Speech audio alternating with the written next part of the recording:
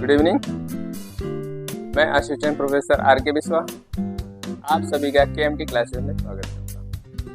आज हम लोग जानेंगे कि लर्निंग डिसेबिलिटीज क्या होता है। ऐसे कौन कौन से लर्निंग डिसेबिलिटीज हैं जिससे विद्यार्थियों को या जो लर्नर होते हैं उसको समस्याएं होती हैं, या ऐसे कौन कौन से लर्निंग डिसेबिलिटीज हैं। उन सभी डिसेबिलिटीज के बारे में, जो अक्षमताएं हैं उसके बारे में आज हम लोग जानेंगे। तो आइए जानते हैं कुछ महत्वपूर्ण जो लर्निंग डिसेबिलिटीज हैं उसके बारे में। तो जैसे पहला यहाँ पे देख रहे हैं आप, डिसलेक्सिया। पहले ये जानते हैं कि लर्निंग डिसेबिलिटीज है क्या, लर्निंग अक्षमताएं होती क्या। देखिए, जो लर्निंग डिसेबिलिटीज उसे कहते हैं जो सीखने में या सीखने की योग्यता या क्षमताओं में जो कमी को बताता है, जो कठिनाइयों को बताता है, उसको कहते हैं लर्निंग डिसेबिलिटीज। उसको क्या कहते हैं? लर्निंग डिसेबिलिटीज, यानी कि अधिगम की कठिनाइयां। सिंपल सी बात है कि अधिगम करने में जो कठिनाई आती है उसी को लर्निंग डिसेबिलिटीज कहते हैं। वही कठिनाइयां हैं जो किसी लर्नर को, सीखने वाले को अधिगम करने में समस्या आती है, या उसकी योग्यता, उसकी क्षमता में जो कमी होती है, उसी को कहते हैं लर्निंग डिसेबिलिटीज। क्लियर? तो आइए जानते हैं। पहला, डिसलेक्सिया। डिसलेक्सिया का मतलब होता है, देखिए डिसलेक्सिया अब याद रखने का बहुत तरीका है, आसान तरीका। डिसलेक्सिया की बात करते हैं, जहाँ पे लेक्सिया की बात करते हैं, डिसलेक्सिया, तो ये व्यक्ति के पढ़ने से संबंधित दोष को बताता है, पढ़ने से संबंधित।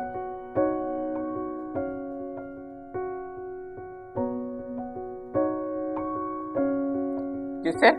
ये जो पढ़ने की संबंधित है, कठिनाइयां होती है या पढ़ने से संबंधित अक्षमताएं होती है, दोष होता है, उसको बताता है। तो आप इसे कहते हैं पढ़ने से संबंधित कठिनाइयां।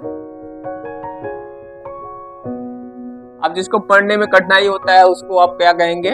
उसको डिसलेक्सिया हो गया है, यानी ये पढ़ने में बहुत ही जिसको कठिनाई महसूस होती है, तो उसको कौन सा विकार हो गया है? डिसलेक्सिया का विकार हो गया है। दूसरा आता है डिसग्राफिया। डिसग्राफिया, देखिए ग्राफिया का मतलब होता है ग्राफ करना। अब ग्राफ कैसे होता है? ग्राफ को बनाया जाता है, यानी ग्राफ को लिखा जाता है। याद करने का आसान तरीका, डिसग्राफिया। ग्राफिया का मतलब होता है हमें ग्राफ बनाना पड़ेगा, यानी ग्राफ को लिखना पड़ेगा। तो ये आप समझ लिए किससे विकार है, ये कौन सा विकार होता है? तो ये लिखने से संबंधित विकार होता है। कौन सा? लिखने से संबंधित।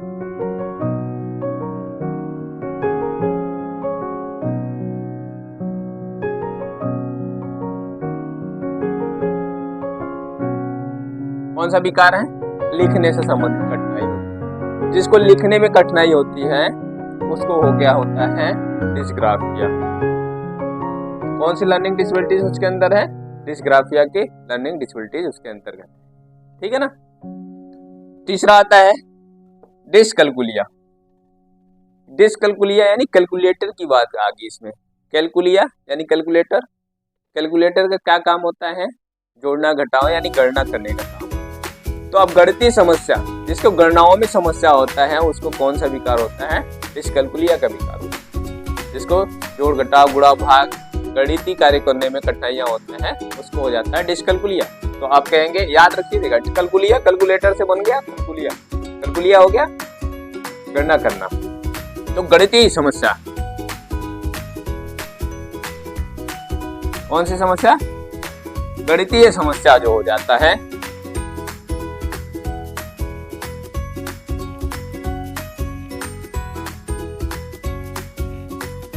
कौन सी?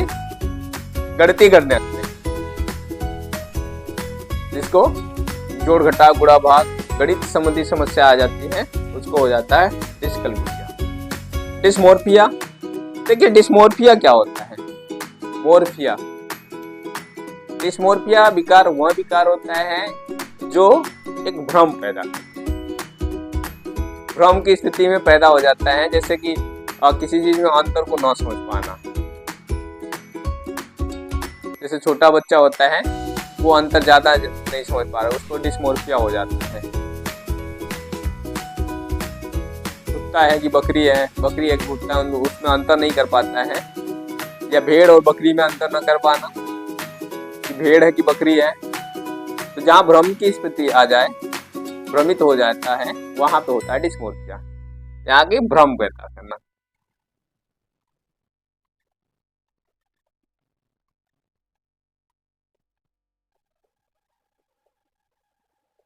ठीक है ना, जहाँ पे व्यक्ति भ्रमित हो जाता है। जैसे एक दो एग्जाम्पल है। अब मान लीजिए एग्जाम्पल भ्रमित होने का, जैसे भेड़, बकरी।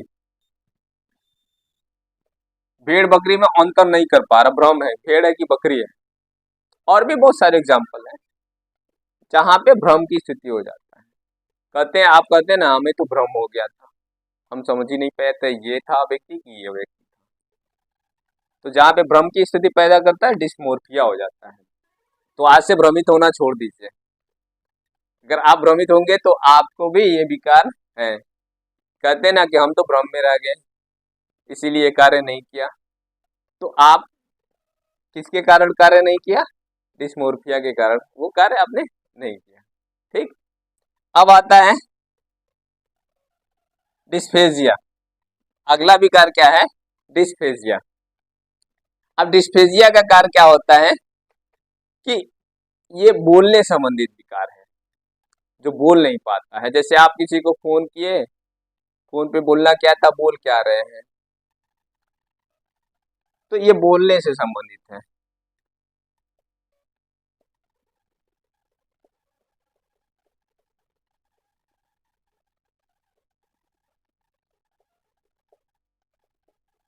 कौन सा विकार है? बोलने से संबंधित विकार है।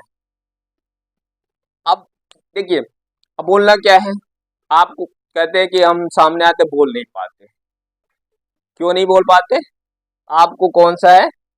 डिस्फेजिया। अब डिस्फेजिया वाला बीमारी अब कह लीजिए, या डिसेबिलिटीज कर लीजिए, या विकार कर लीजिए, या अक्षमताएं कर लीजिए, ये वाली आपको प्रॉब्लम है, समस्या है डिस्फेजिया वाली। डिस्फेजिया की समस्या है जिस कारण आप बोल नहीं पाते हैं। कोई भी बोल नहीं पाता है। जैसे फोन कर लिया, बोलना क्या था, बोल क्या रहे हैं, या हकला रहे हैं, बोल पा नहीं पा रहे हैं, तो डिस्फेजिया का शिकार है। डिस्थेमिया। डिस्थेमिया का मतलब होता है, अब जैसे जो डिस्थेमिया में क्या हो जाते हैं, व्यक्ति तनाव में हो जाता है, चिंता, एग्जाइटी, बहुत सारे सोचता कि बहुत सारा बर्डन लेके जी रहा है, यानी उसका माइंड काम नहीं कर रहा है। और आप कहते हैं ना माथा पकड़ लिए, बहुत तनाव है। तो ये तनाव कब आता है, कौन सी स्थिति में? डिस्थेमिया की स्थिति में आता है। तो ये तनाव से संबंधित बीमार विकार है।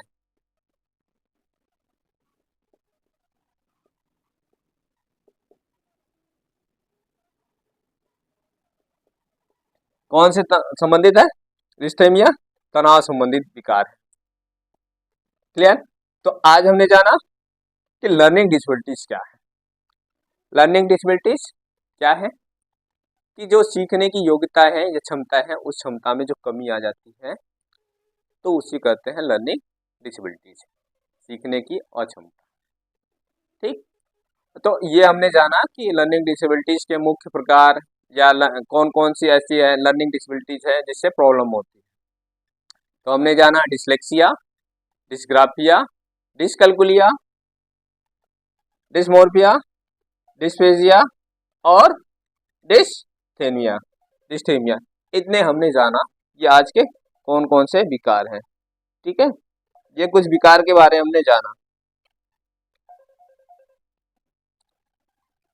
तो अब हम इसके बाद जानेंगे, यहाँ तक क्लियर है सभी? तो आज हमें ये बताइएगा, कमेंट करके जरूर बताइएगा कि आज की क्लासेस कैसा रहा।